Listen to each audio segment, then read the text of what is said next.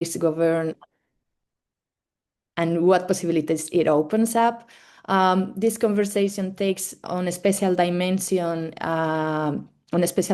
in context shaped by precarious urban economies, intensified tourism, securitization policies, and informal care networks, as is in the case in many Southern European cities. The idea for this event stems from the need to open a collective dialogue around how the night is studied, what challenges it presents, specifically from a Southern European context. So the format of this panel, as Manuel said before, follows a structure that is somewhat unconventional, with the aim of encouraging debate and dialogue among the 4 invited researchers that compose this season. We have chosen a more roundtable format, rounding over our particular cases of study, but also prioritizing the debate on a common interest on center questions. So in preparation for this conversation, the panelists invited here and I have engaged in previous exchange, including an in-depth reading of each of their works. From this, we have agreed upon a series of guiding questions structured around 2 broad thematic axes, which will frame our discussion. As I said, so the structure consists of 2 broad guiding axes. The first address the need to reflect on how the night becomes a space-time for particular forms of governance and inequality in Southern Europe. The second line of inquiry has a more epistemological perspective, asking what does it mean to study the night in and from the south of Europe? What does this perspective contribute to global night studies, and what futures can we imagine from here? So being mindful of our time limitations, we have chosen to focus our conversation today around the questions of governance and inequality, allowing the more epistemological reflections to emerge organically through the dialogue. Just a very brief comment about why Southern Europe. No? Indeed, Southern Europe is generally understood as a region comprising countries on the southern fringe of the European continent, mainly Spain, Portugal, and Italy, and sometimes including other Mediterranean countries such as Greece, Cyprus, and southern France, to name just some of them. We share not only geographical proximity, but also common historical trajectories, economic structures, and sociopolitical dynamics. However, there is often a certain ambiguity in the frameworks that construct this region as a coherent entity, as well as a certain, we don't know, internal, external exoticization of the supposed joie de vivre, as Lentidou, the Greek researcher, would say, that is frequently and critically associated with the southern bent as something that is inherent or natural to this region, right? So that's some of the questions guiding this epistemological and methodological consensus of thinking the night from Southern Europe include, is there a shared framework when we speak of Southern Europe? What does it mean to research the night on Southern Europe from an epistemological point of view? To what extent are the analytical categories developed in Anglo-American context for studying the urban night applicable or not to Southern European cities? Or as Giuseppe, one of the invited panelists, posted in previous conversations, are we supposed to provincialize Anglo-centric notions of the night, or rather are we called to reclaim the South as a methodological stance, or can we do both? Other questions involve what specific methodological challenges does the study of the nocturnal pose in Southern European context? What difficulties do we face when trying to bring situated knowledge about the night in Southern Europe into both local and also transnational scientific production circuits? And also briefly, some of the questions guiding the conversation around the governance and inequality axis include: how is the night being regulated by public institutions in Southern Europe compared to other latitudes? Do you think there is a distinct model of night governance in the region, and how does it differ, might differ from others?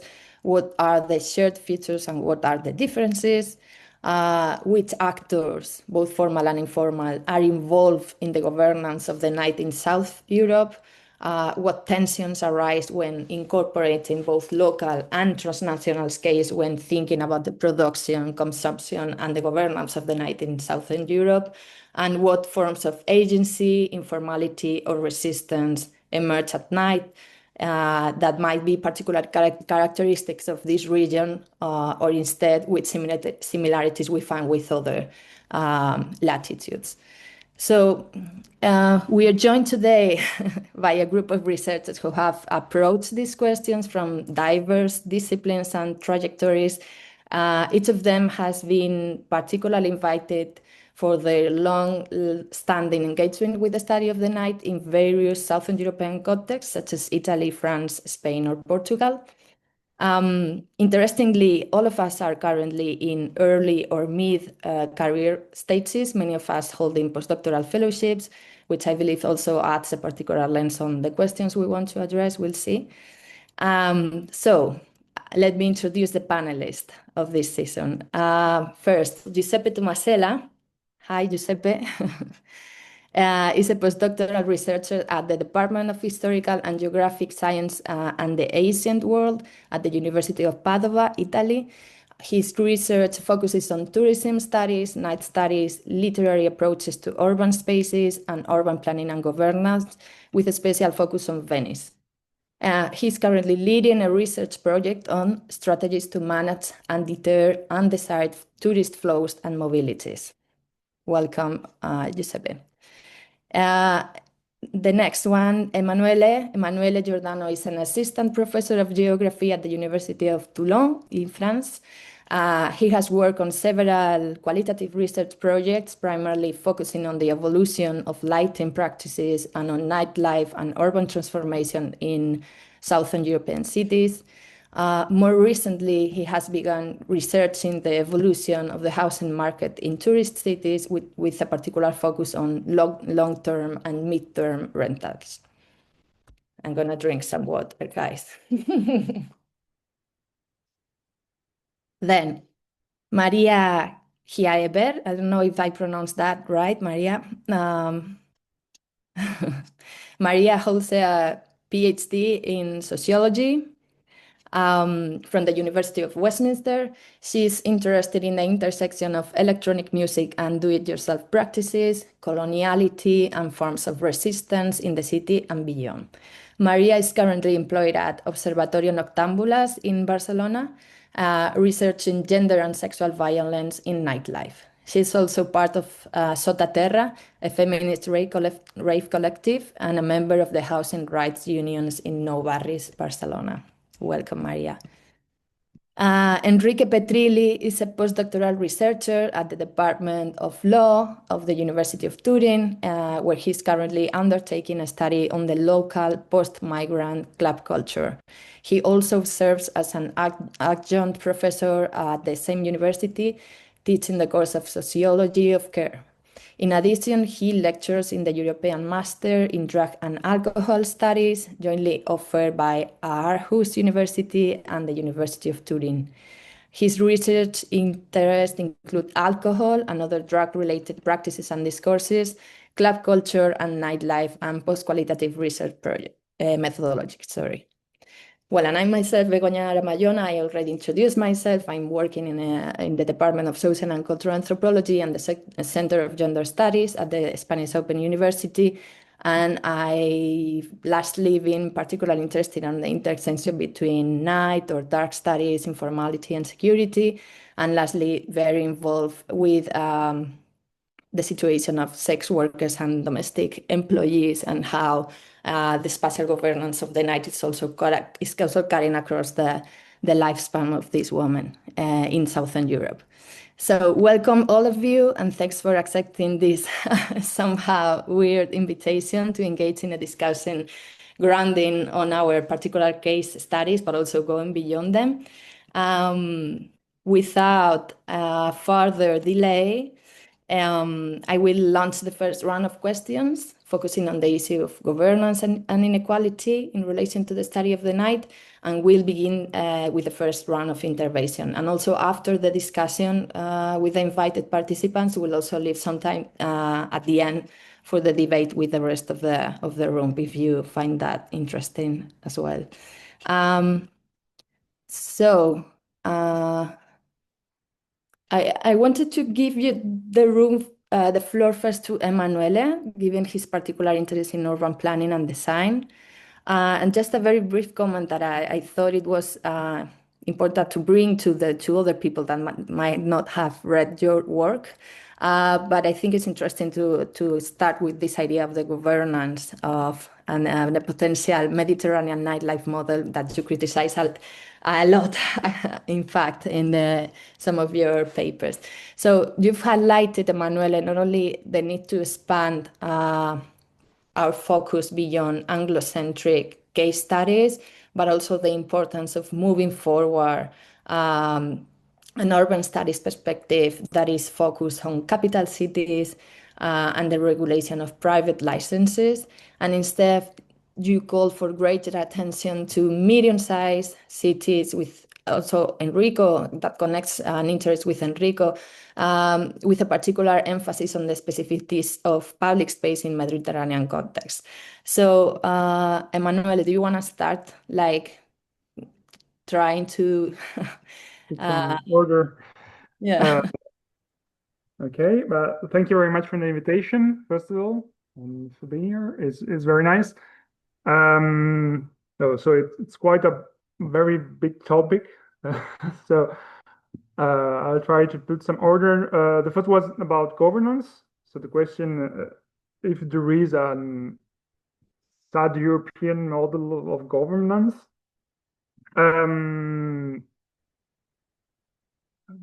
Sorry, but the answer for me is yes and no, in the sense, I think in a broader sense, yes, in the sense we see in the governance of the night some difference that are more general in how we manage city and how we govern city, between which Southern Europe, for example, we have a less tradition of private and public partnership.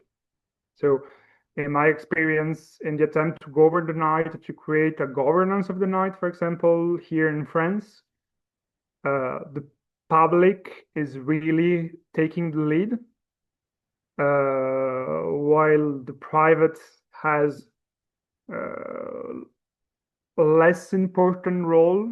This is less in the driving seat, or what we generally tend to see in Anglo-Saxon, generally northern country. Which does not mean that there is one unique model. In a sense, I think there are a lot of experiments. I'm a bit more familiar with the French cases, where there are at least 10, 15 cities they are trying to develop various form of governance, which are very different one from the other. Generally speaking, we don't have major of the night, or it's less developed here. We tend to have more council of the night, which was driven by the Paris experiment, but now is sharing in other city. But really, the municipality was taking the lead, with some specific problem that we have here, in the sense that the regulation about who has to do what in relation to different topic was not thought in terms of the nights. So there were quite difficult issue. License is one, which is in France is driven by the préfet, which is a figure of the state, but the municipality has no power over it. So there is also a power dimension really shaping how this thing is going on. But it's hard to say that there is one model in itself. I think I'm a urban planner by training, even now if I'm a professor of geography. If there is one thing that really characterized, in my sense, at least through my lens of understanding the South night, it's public space.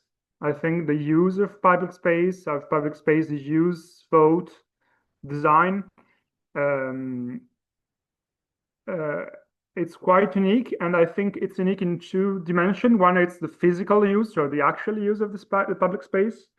And the other thing I think which is very powerful are these imaginaries that are associated with Southern City and the use of public space.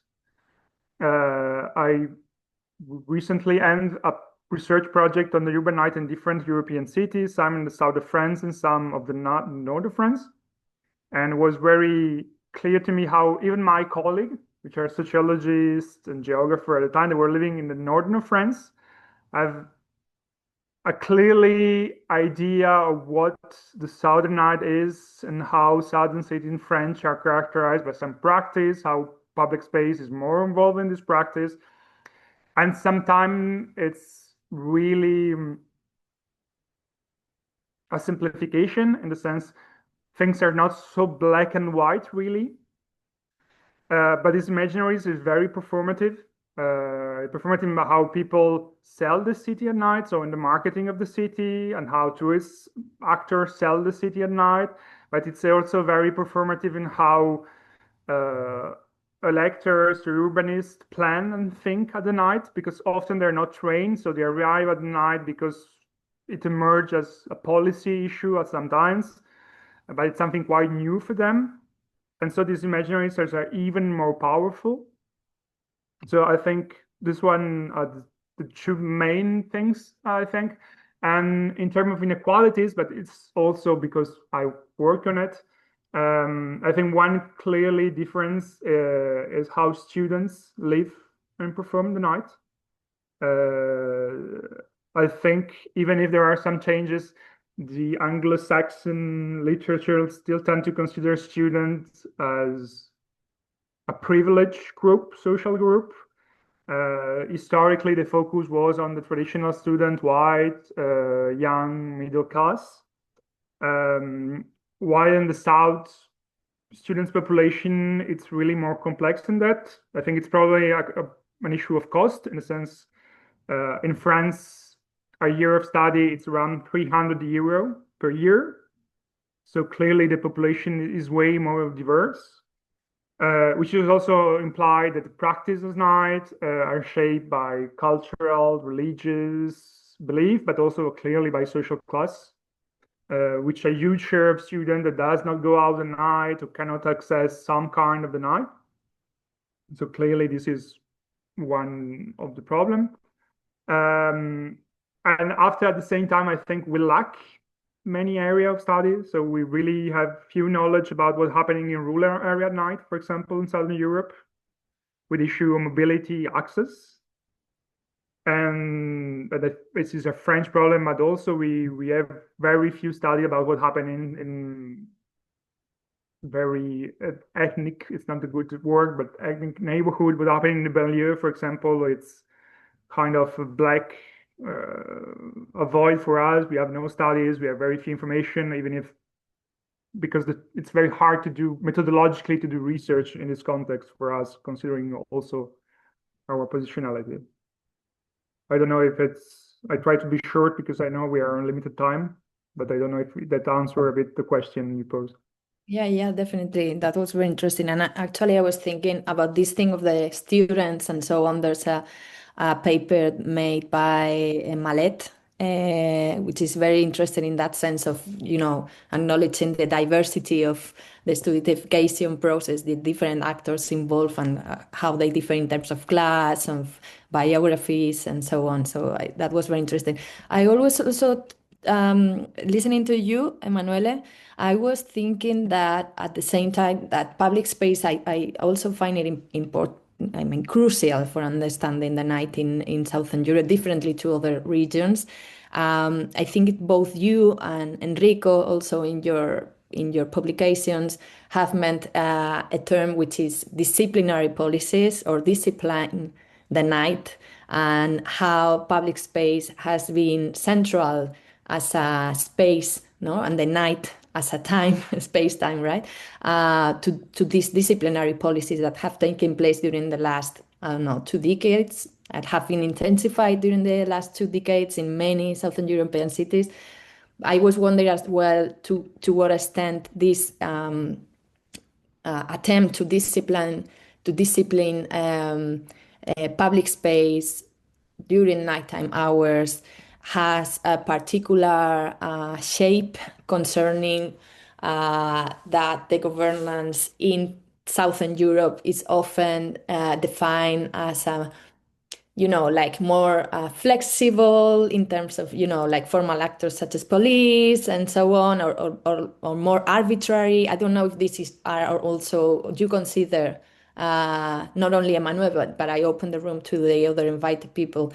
If you consider these like myths about what happens in Southern Europe, or is actually true that is a certain, more flexible way of governing the night and public space by these formal actors. I don't know if, I open the room to whoever wants to take the lead now.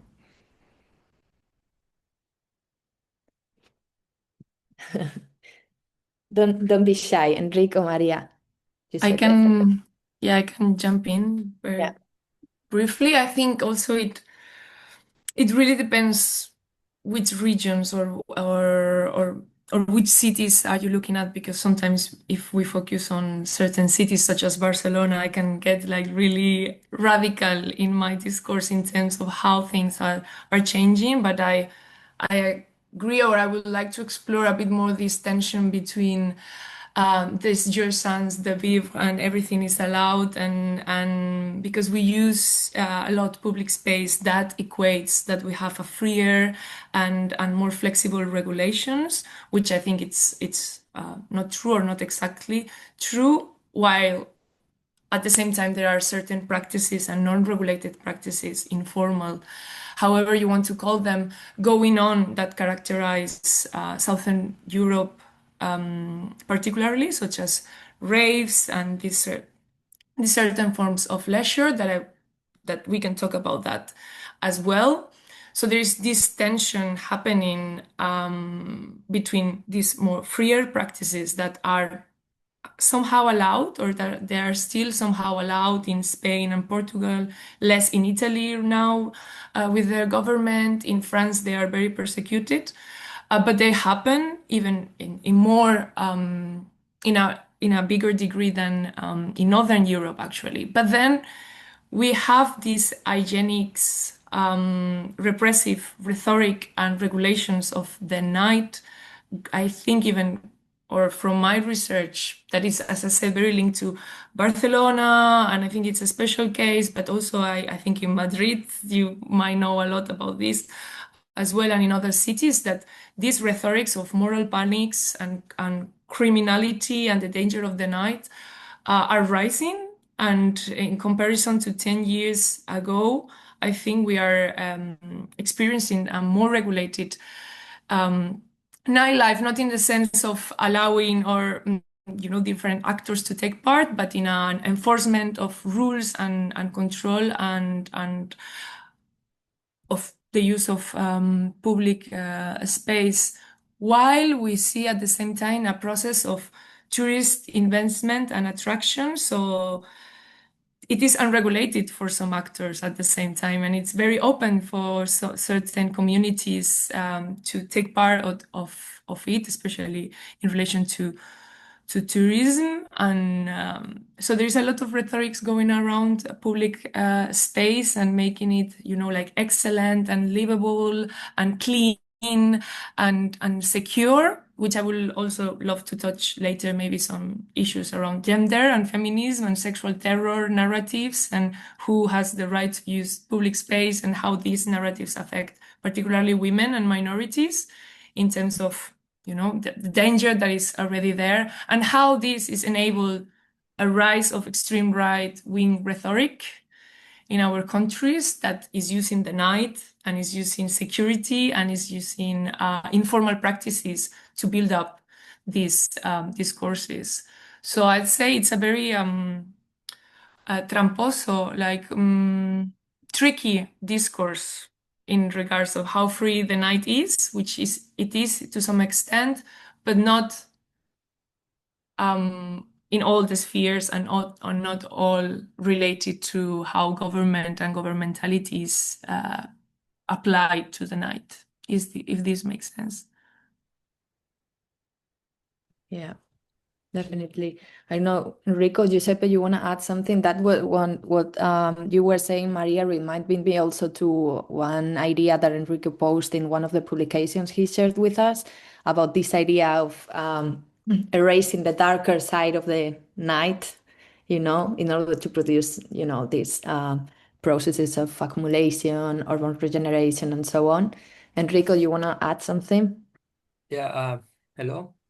Thank you for the invitation. I'm really, proud to be involved in this kind of discussion, and it's an achievement for me, and I want to thank you for that. I agree with what Maria said, and I want to add that I think this kind of processes in Italy are, at least for my case study, I study a lot the night of Turin, and it's funny to talk about Southern European night life or night governance, talking about Turin, because Turin is in North Italy, but sometimes is a city that since the 50 have had it was the place for internal immigration. So there will be a lot of people from the south of Italy that come to the north to Torino, and I think it's important to understand how the nightlife of Torino developed since the 90s, because it was a really important night city for at least for Italy, but also at the international level. While this kind of the sectarian discourses impacted Turin long before the right wing taking possession of Italian politics or something like that, because it was the left politics that in Turin, or so-called left politics that in Turin start the securitization processes that we see today at its best. And I think the public spaces are an interesting place of study, because it's where we see this kind of conflict that arise and are managed also by the left government of the city. That it's really not interested in, at least in Turin, in contemporary nightlife governance. We don't have major, but also we don't have council. This is this top-down type of governance, and it's only concerned to the like an emergency. It's always an emergency about decay, about noise, about other stuff. So there is not like a way of understanding the night as a space for more shared governance. And I think it's important to differentiate what's happening in Turin and maybe in Italy to other country, and maybe also from other southern country. This approach to the night and to night cultures that is instrumental to the political control. It is instrumental to the moralization of youth.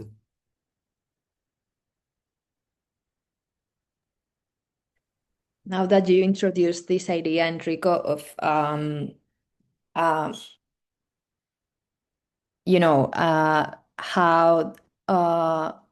public space, but not only public space, but how this the specific case of Turin being a northern Italian city, part of Italy. But I remember when I was in Rome that someone told me southern Italy starts from Rome to no, to Palermo and so on, but the rest is Europe. Someone told me something like that, and it was a funny idea for me, because it was like, okay, there are like two Italys, or what? I mean, and I also, this also connects with debates that we have in the Spanish state, in which there are so many regions. So the question might be for all of you also, Giuseppe, if you want to add now, I will give you the room. To what extent all these internal differences that we can find in each of the countries that we normally associate as Southern Europe still can have trends in regards to, transnational power relations. And I remember, for example, Enrico, that you mentioned that through the changes that Torino was experimenting during the last times, some parts of the nightlife scene were just only the big players.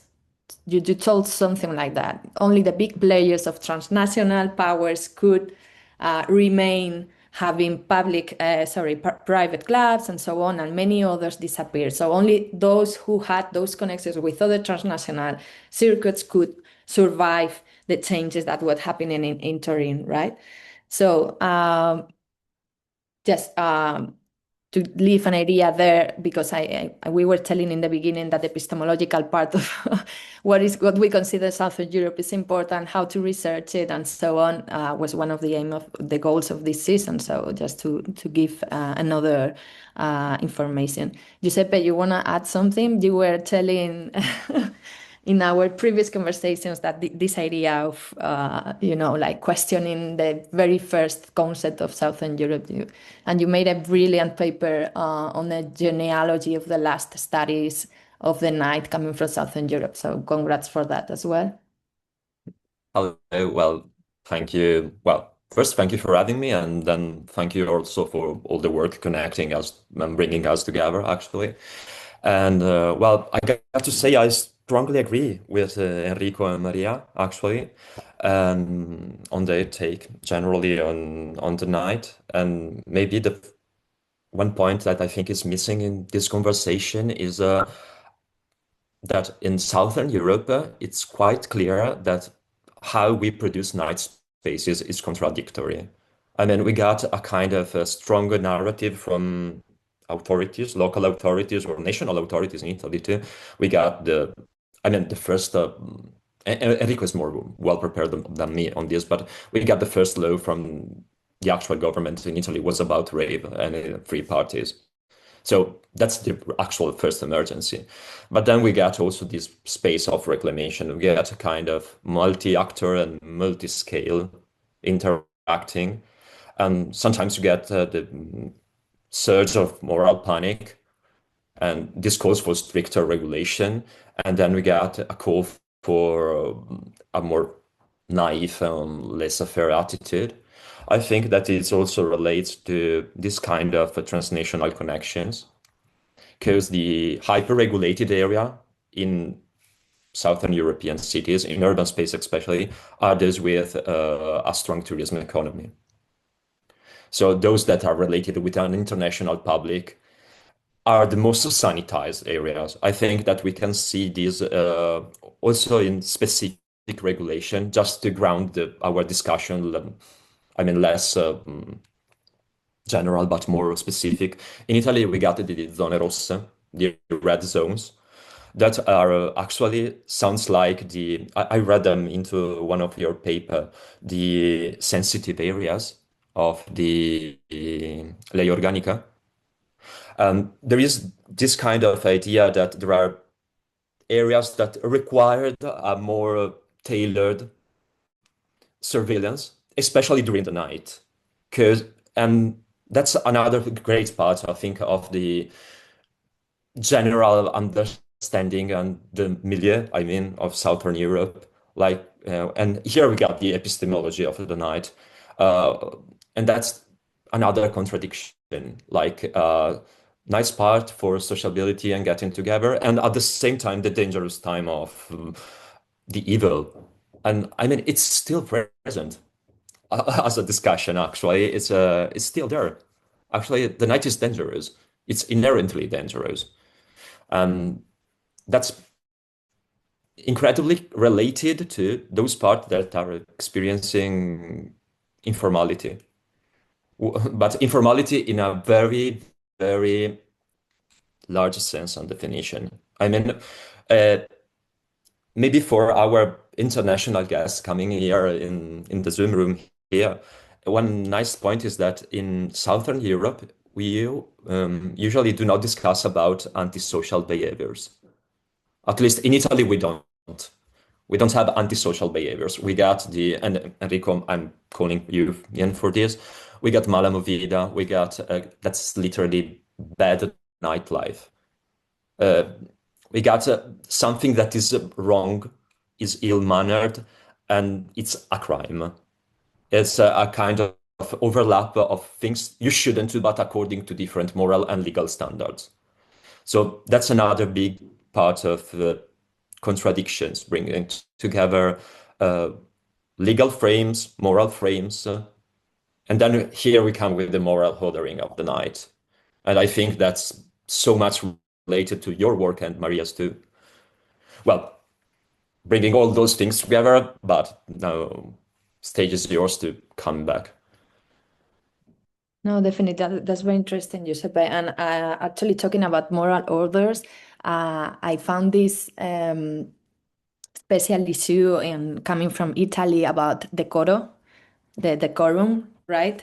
And it was very inspiring because I found many connections between the idea of decorum. I think that's an English word, right? We all understand that.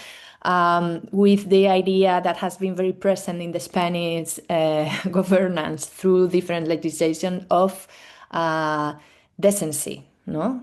And conviviality and so on, that Maria for sure knows from the case of Catalonia, Barcelona, no? With all the municipal orders on and I think if we can ask ourselves in those moral orders, if based on our, I don't know, shared trace, historical trends on having, dictatorial regimes being during the,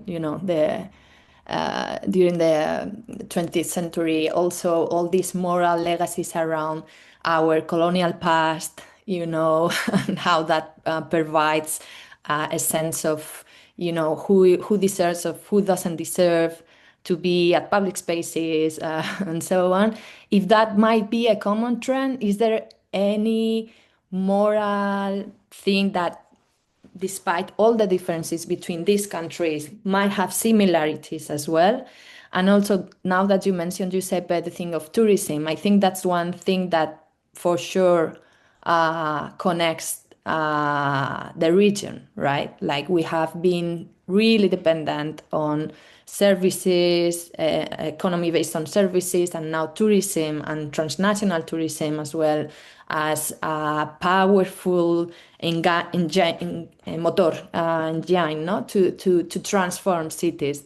So, and I leave the room now to take these ideas to any one of you that wants to take them. Also connecting this with Maria's idea on neocoloniality, that might be something that maybe we can also discuss during this session.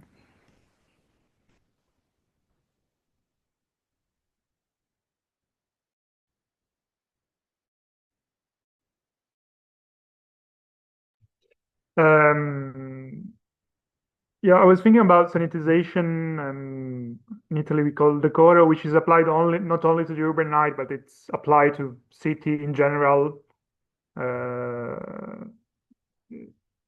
You're not allowed to eat in the street anymore. You're not have to have a blanket at the window because it's not nice.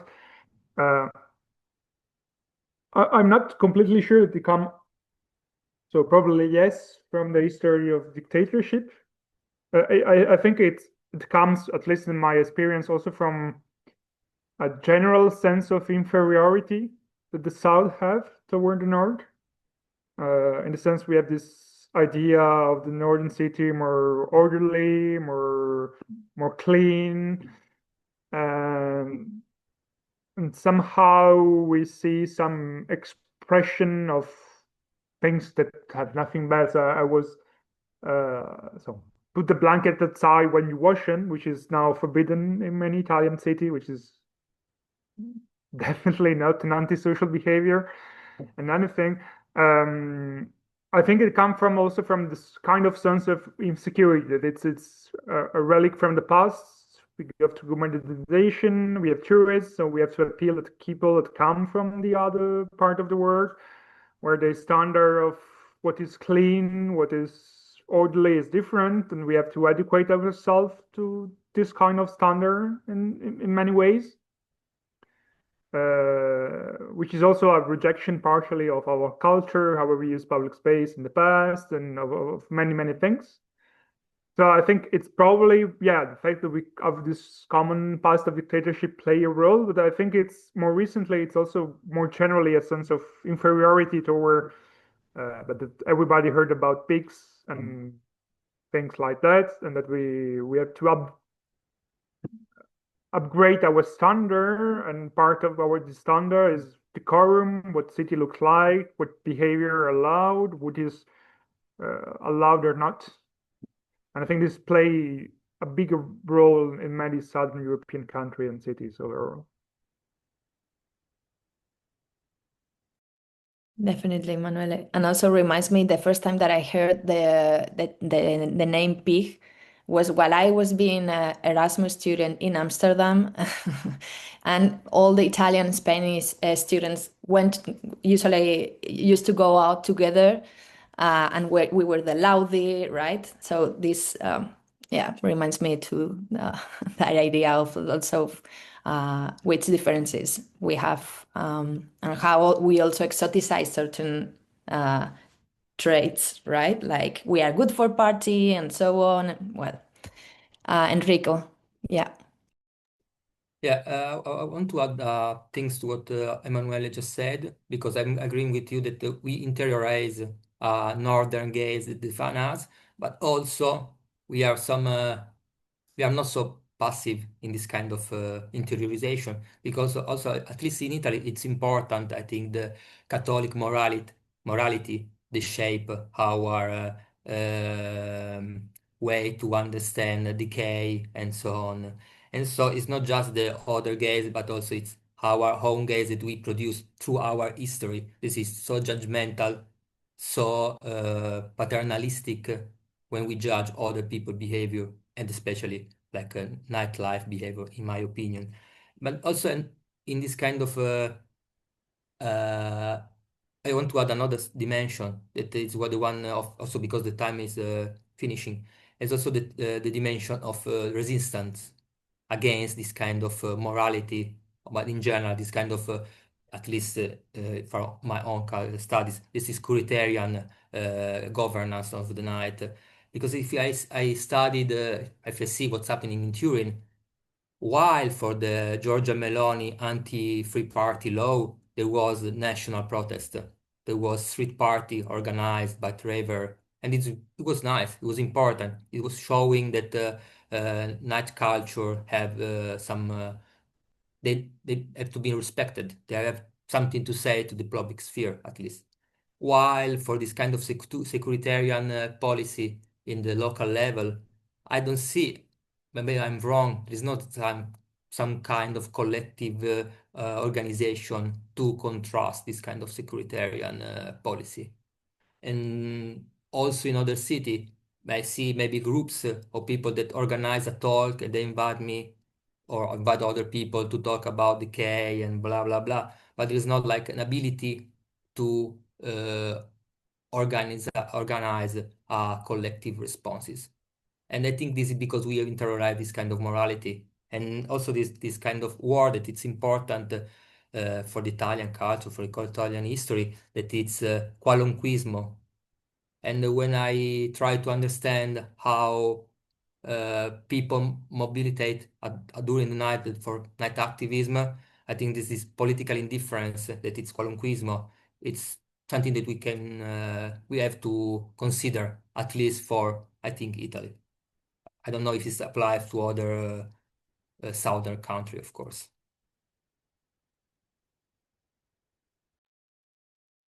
Maria, this reminds me to your work also. I don't know if you want to introduce something about this idea of, the home and how, as a form of resistance as well when being abroad, because that also adds another layer. It's not only what happens in Southern Europe, but how nightlife is also produced with certain Southern European style, I don't know, or how Southern European migrants also go into Central or Northern countries, made those hybridization and what it adds in terms of identity, belonging, resistance, and so on.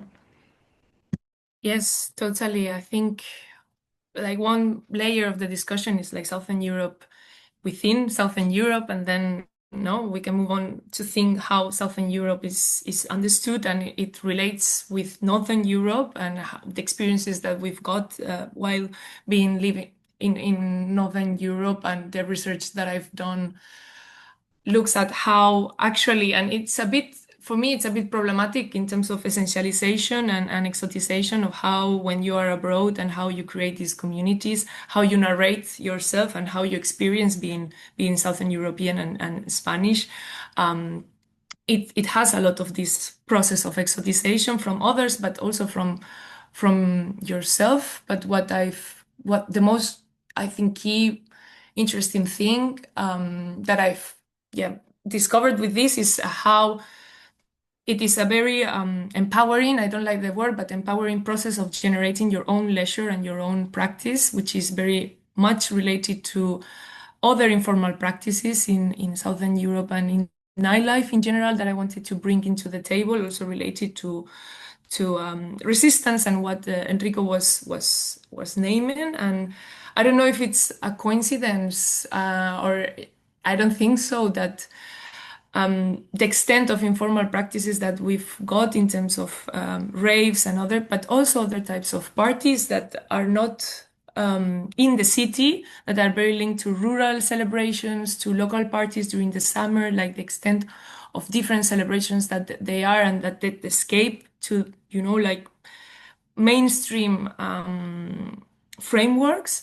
It's very vast, and I wonder whether this is related to this lack of infrastructure that allows people to participate in regulated spaces or in regulated nightlife, or this shared lack of investment and inequalities. It's also fostering and providing a lot of, especially young people, to generate other ways of conviviality and sociality in other spaces, because you can't access many of those, or you're not interested in these because they are quite sanitized and there are not a lot of options. And I wanted to add on perhaps a particularity to think about, or these ideas of what unites us is the role of social movements. I wanted to relate it to what Enrico was saying and colleagues in general about what is happening in our countries and the role, for instance, of the feminist movement in the last years in Spain in occupying the night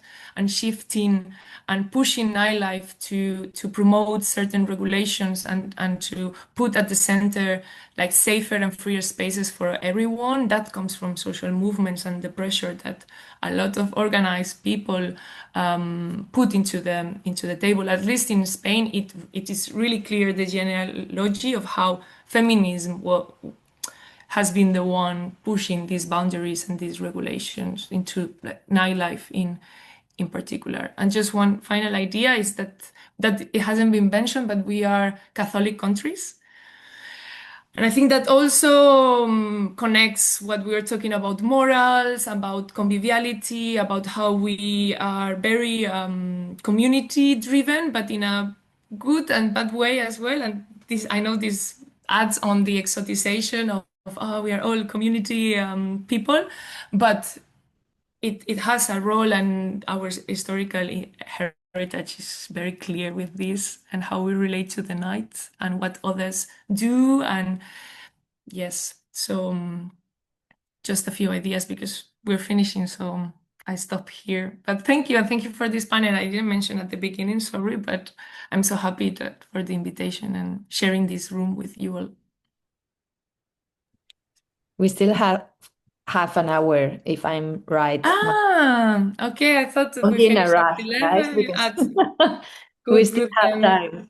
Then It I would be- shouldn't rush that yeah, much. yeah, Okay. yeah. It would be great to have like 10 minutes, or 15, 10 minutes at the end, but feel free to, to add all the layers you want. I know it might be kind of erratic conversation, but I think this is also because of there is such a complex and broad topic that it is also difficult to, try to pack every of, and we want to cross. We want to talk about many topics inside, so that's why it's also. But I hope it made sense at the end. Yeah. Any of Emanuele, and Giuseppe, Enrico want to add anything about this? I found really inspiring this idea of the inferiority, but also the resistance, maybe the proud, and whole the exotization of all this, you know, and I think there's something, as Maria was saying in the last part, that and also Giuseppe, about the morals that are in common. I want to take back also the conversation about, you know, the transnational perspective, because I think this identity is cut across by these power relationships, which include our relation to the north, let's say, but also our relation to the even southern. So it is a weird situation. It's like being the south of the north, you know. There's an expression in Spanish which is like ser cola de ratón. You know, instead of being like the head of a lion, we are like the tail of a mouse, you know, it's something like that. So I want to bring that conversation to understand like the complexity of the identity, and also putting again nightlife in the center. I don't know if you want to bring something else in that sense, any of you? Well, I jump in. I think that one nice spot is coming from also presentation we heard yesterday about the night walking. She was provided by Claire Donay. She spoke about a lot about actually the role of text in this, and I think that that's a good point. I mean, we have been touching about this in several ways. We talk a little about normative text now. I mean, commenting laws, but there are also fictional texts. I mean, and those are actually a big part of the picture. I mean, they are a good window both to understand how people see Southern Europe from the outside and how we do see ourselves. I mean, Maria, you need to block your phone. Yeah. I mean, I think those could be nice spots to understand, to focus on this transnational kind of representation. I mean, we need to access things somehow, and those are obviously mediated, but they could be a nice window to see something else. And in a certain sense, they may be a nice intervention to become aware, at least, of our positionality. I mean, at least to look at it from the outside, still being on the inside. I don't know if I'm making it too complicated, but that's the idea. I think those are nice windows, and that's a lot of it about tourism, about laws, about legal frameworks, about our common heritage and past. I think you can hear the bells from me here now, because I'm living just by a church. So yeah, basically this is my head to this point.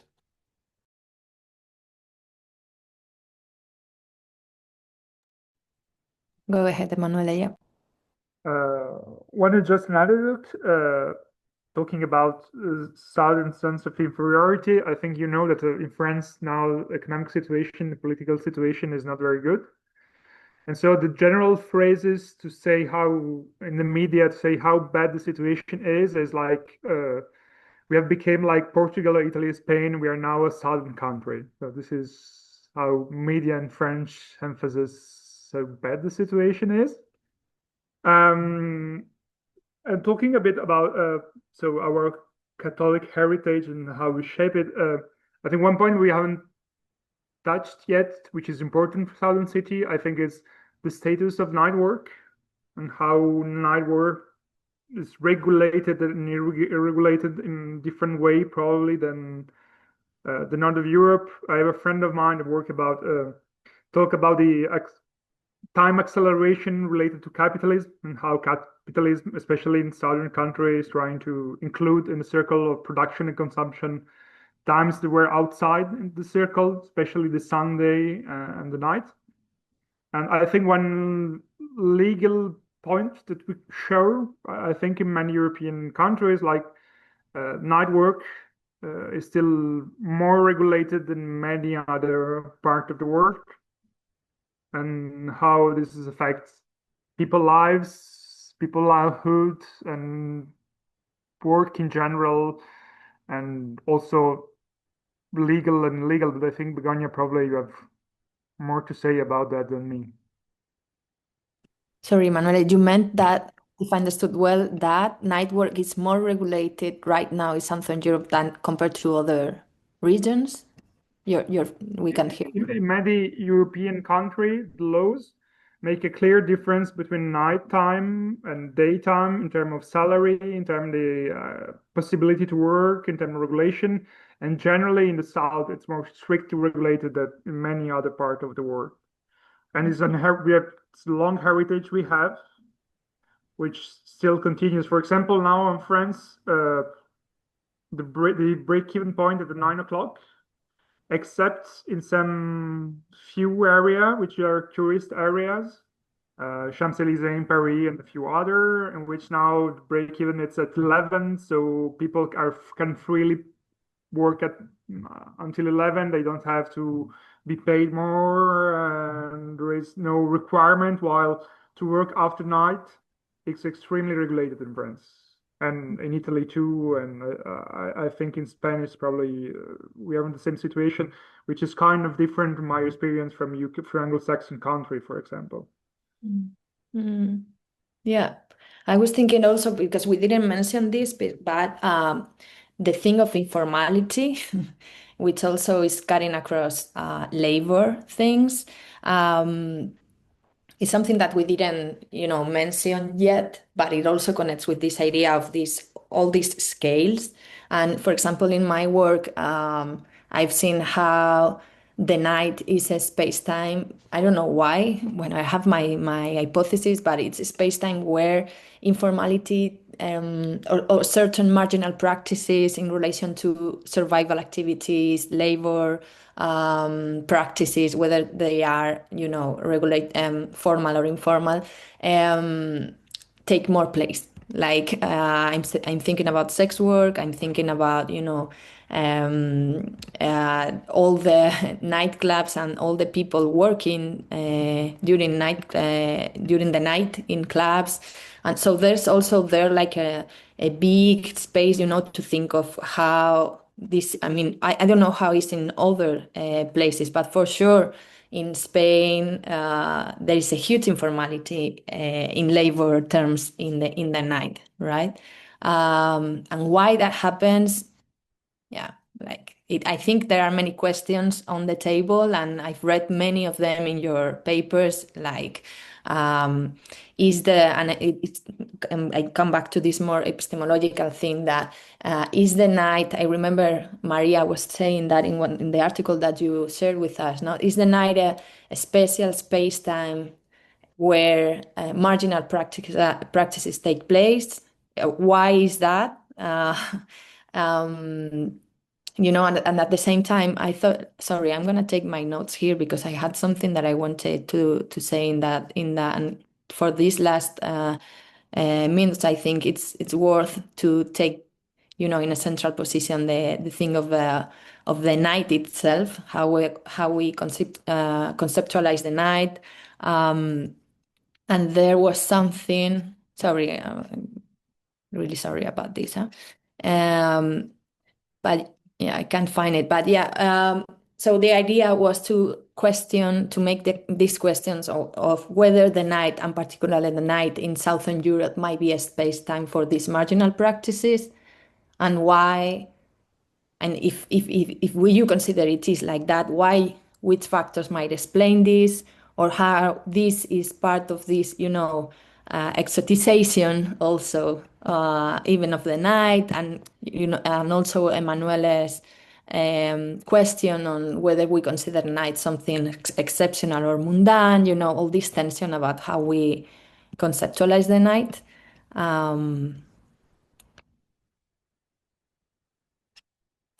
Who's the brave that wants to take this?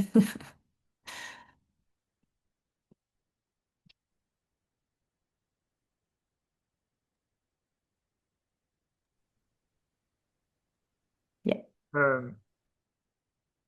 It's really a very broad hypothesis, so don't take like a fact. But I am under the impression that it's not that in the night there is more informality, but that in the night there are as much as informality during the day, while the rest is less dense in the night. So in the sense that in absolute value, I'm not sure there is more informality in the day than in the night.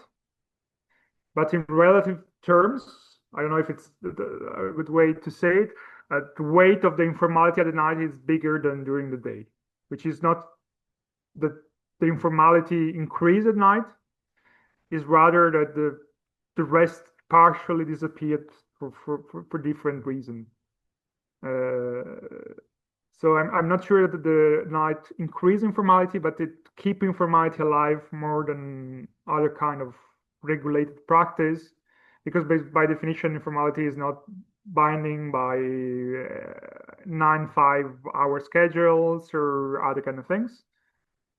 And after at the same time, I think there is something to talk about the absence of light, the panopticon, the idea of not being seen, or this kind of element that clearly play a role, even if we can debate if it's still valid today with all this kind of new technology. But this is my general sense, but probably I'm completely wrong, so don't necessarily listen to me.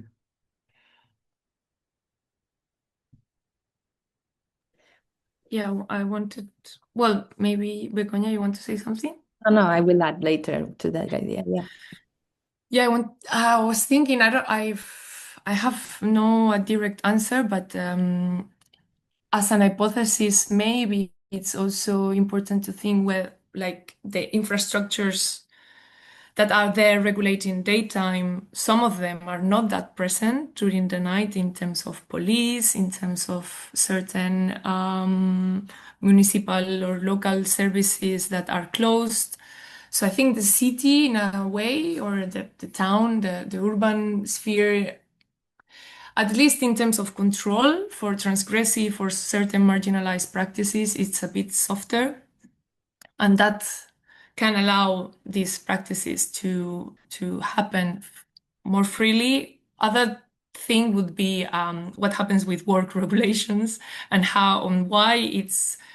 I agree with you that in Spain it's still like very unregulated, and a lot of practices are allowed that you wouldn't never think about them in daytime jobs like related to nightlife. I think in other countries it's different and more regulated, but I feel in Spain still like a lot of unregulations are allowed in terms of that, like of rest, etc., which probably it's linked to the historical meanings of the night in terms of transgressive, marginal, like antisocial behaviors that are allowed. It's more of a liminal space. And then I was thinking with our research in Noctambulas and also in Sotaterra that we've been exploring gender and gender perspectives into the night, and how feminism has problematized a lot this idea of the nightlife as something or a space where everything is allowed, and how this is very problematic. I know it's a bit moving away from the topic, but I think it connects to these questions of why this is more unregulated. And we've studied a lot of different discourses and narratives of people that frequent nightlife, and in terms of sexual violence and these dynamics. And we saw how normalization of violence or harassment, it's way more present in the night and in nightlife spaces than in domestic or other public spaces. Like there is certain impunity and naturalization of what happens in nightlife. This is changing, of course, but what happens in nightlife stays in no, lo que pasa en Las Vegas se queda en Las Vegas, what happens in Ibiza stays in Ibiza. And there's this link between nightlife and the night, and unregulated and unlawful practice, if you want, can happen. And when it comes to gender, this is very specific and very prominent, and how we come from a time where the ways of flirting really obscured ways of aggression and violence towards women and towards LGBTQ plus people in terms of how we understand drinking practices, how we understand getting together, a no or a yes, and all these things that have become very problematic. And we wonder a lot what is particular of nightlife that it doesn't happen in other spaces in relation to sexual violence. And we came across these ideas of impunity and silencement and things that happen to you in nightlife.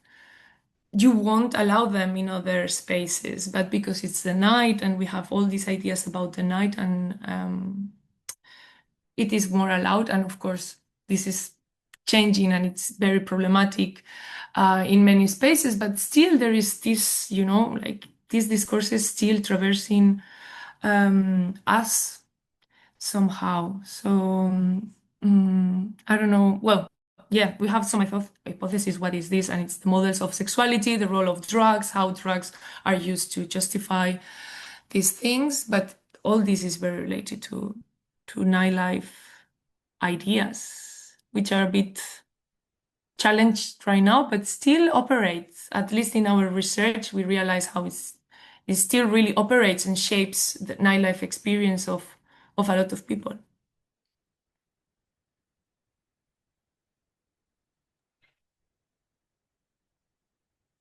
I wanted to add just a very brief thing, connecting what Maria just said and also Emanuele before, about this thing of the, informality and so on, and what the concept of how we understand the night, all the cultures, imaginaries, and how they permit different types of things, from more marginal and contested rebel practices to also certain forms of impunity, as Maria was saying.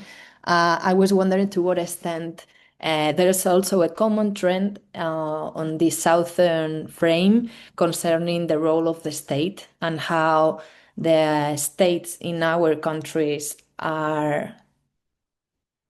share some similarities if we think about the present and how neoliberalism takes place in a global scale, but also has particular characteristics concerning, like I have the feeling that the state, even if we say all the time that there's been an hyper-regularization of the night and intensification of the control, disciplinary practices, and so on, I always have the feeling that the state is not so powerful as in other countries here in order to regulate and govern. So, and this allows for different pros and cons. No, I don't know if you agree with this idea, but that was something that I was like also thinking when you were speaking, like, yeah, and especially in the night, because in other places there are like night mayors, or there is the different forms of intervention, not only the police, but there are also social entities that go, and I have the feeling, I maybe I'm wrong, but that in many Southern European cities, the state is not that present. It's very, very present in certain areas where they want to implement urban regeneration processes, sanitization processes, and so on. But it is quite small, that space, compared to other, I don't know, Anglo or Northern cities in which I have the feeling that is much more present. I don't know if this is something, what do you think about this? But I wanted to share this reflection.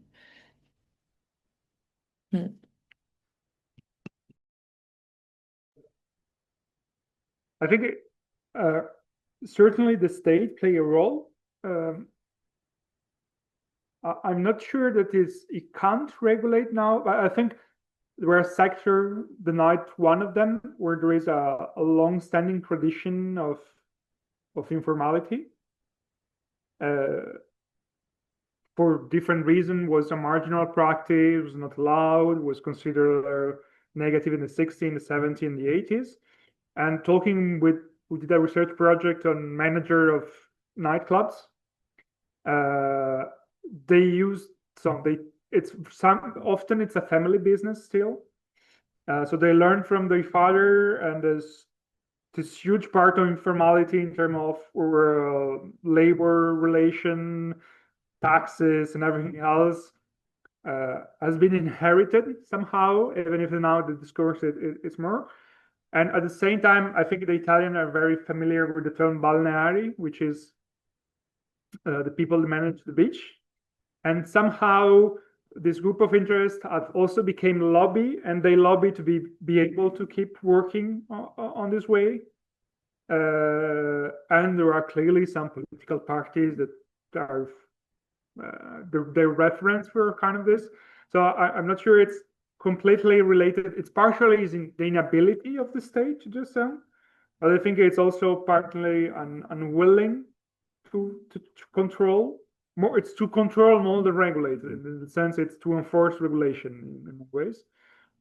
I also think about lobbying, political partying, a reference. So I don't think it's only a total inability. It's partly that, but it's also an unwillingness for political and historical reason also, and the two of them match together.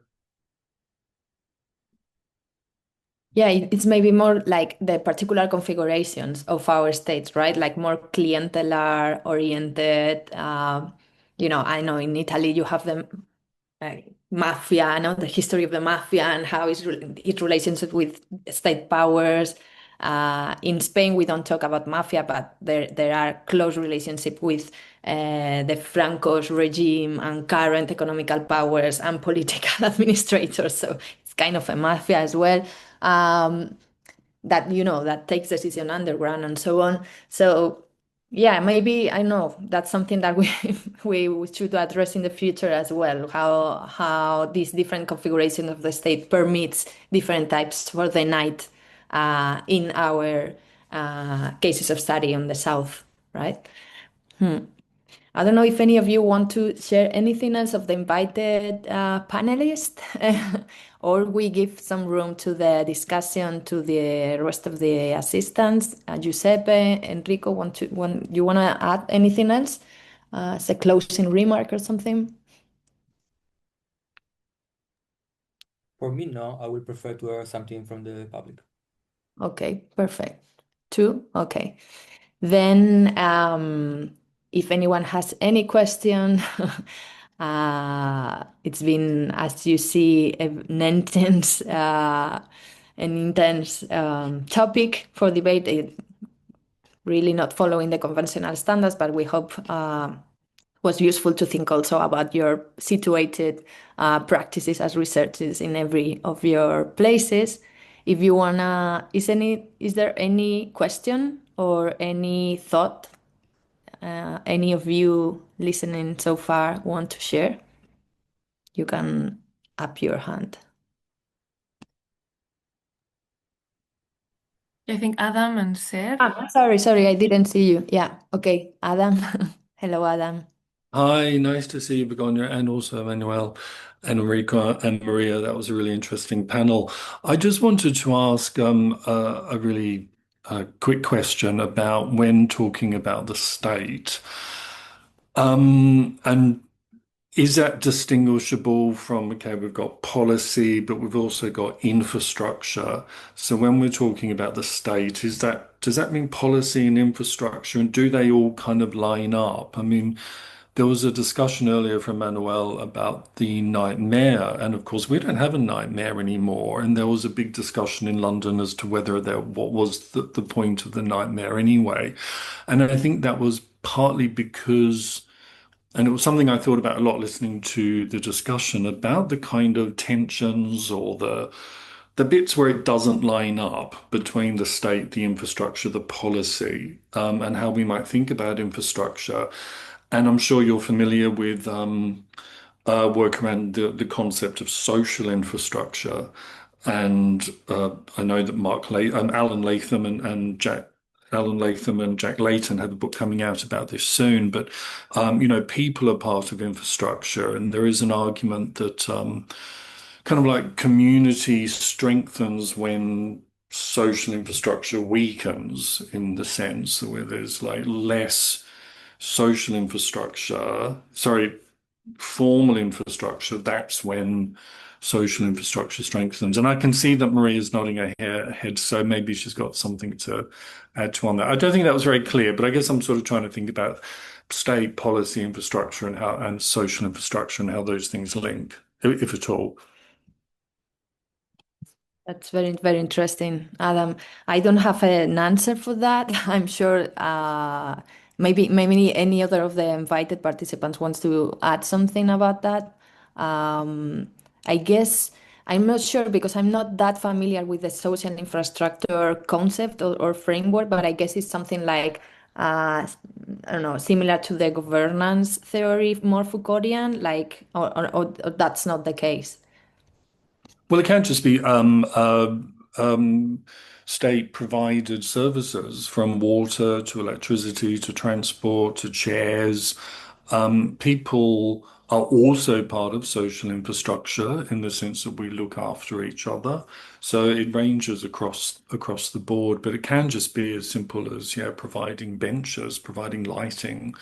As you might know, something I've talked a lot about before, the complete lack of public toilets, for example, that are open at night in Britain, and the ways that I'll shut up. But, yeah. Yeah, I was thinking just like a very brief mention that was very interesting, Adam, because I think we didn't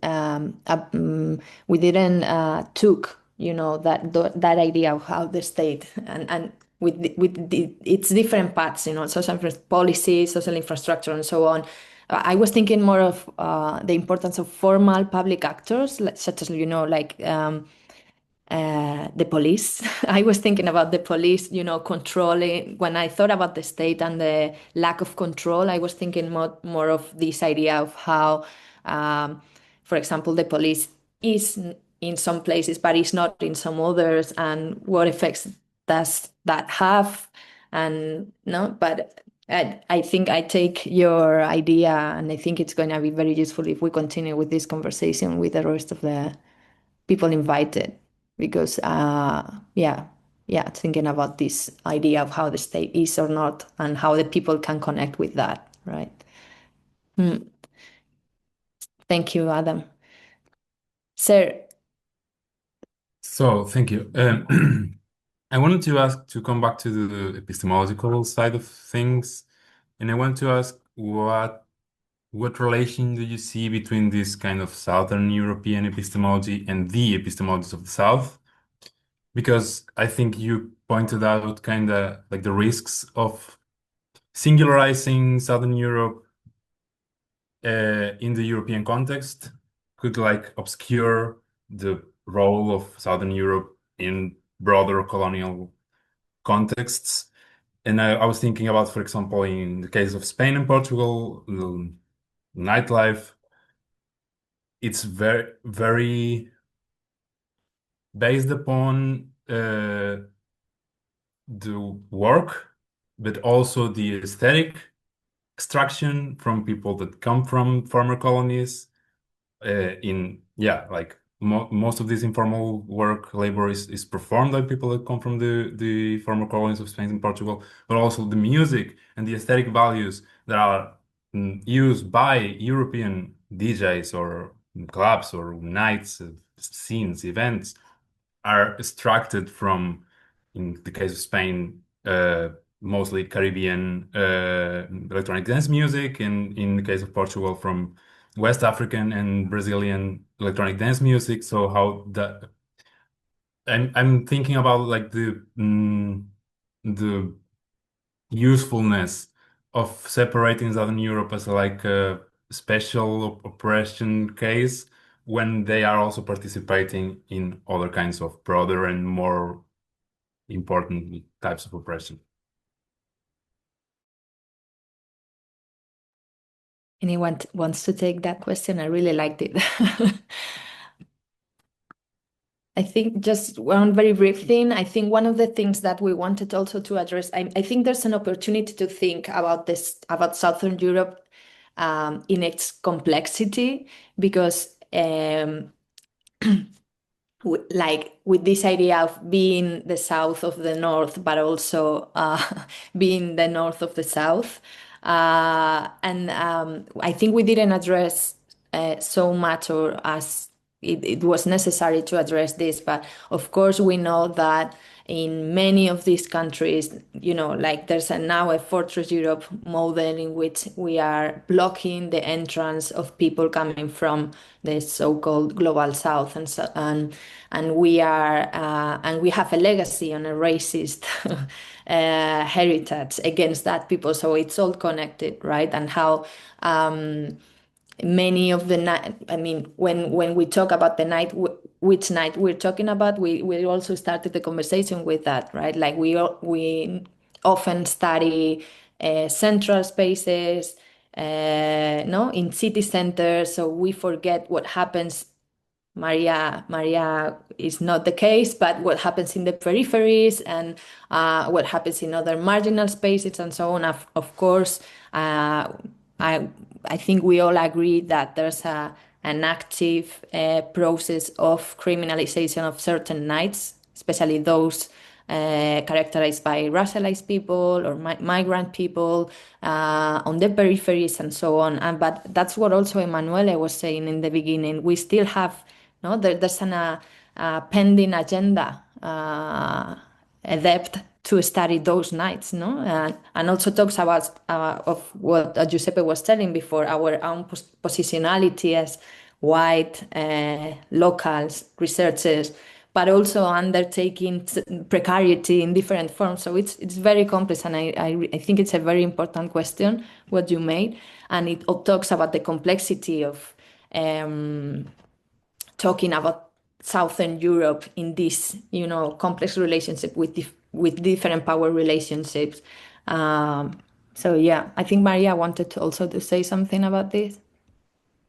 Very, very quickly, but yeah, thanks for both of the questions. I think it's completely a different, I mean, they are interrelated, but it's a different epistemology, and probably thinking now, getting inspired with what you say, that a Southern European epistemology would and should include this decolonial outlook to their practice, like from the very beginning. And I think sometimes we get, I mean, the processes of tourism that we are, to put an example, that we are living in Europe, that it can obscure then the other practices that we have inflicted and that we are currently inflicted and extracting. So for me, an epistemology of Southern Europe would include this, colonial and decolonial perspective, and for the future agenda, and how, and I think something that unites us is how we are at the frontier of this Fortress Europe, and we haven't talked about very much, but it's very related, the night regulations with the migration regulations, and Begoña has studied this a lot, and how these informal practices are very much related to the migrant population that has no regulations here, and how these night curfews and practices actually hamper migrants a lot, and how they inhabit the night. So, and I think we are at the very beginning, at least in Spain, to talk about this. Like, we still celebrate 12th of October, which is this Sunday, which is the bad called discovery of the Americas, which is, I think, some of the, in the United Kingdom, with all their pitfalls and limitations, this would be unthinkable right now to celebrate this day. I don't know, what do you think? Maybe this is a bit controversial, but... And just a very tiny thought with Adam's question. I was wondering, because I had this in my notes, whether the climate that we have could be something that unites us, and it's an infrastructure as well that enables nightlife to happen in certain ways in our countries. I know we have different weathers as well, but in all of the social practices that I've studied, whether it's a key infrastructure to allow a lot of things to happen the way they happen. So just to leave it there.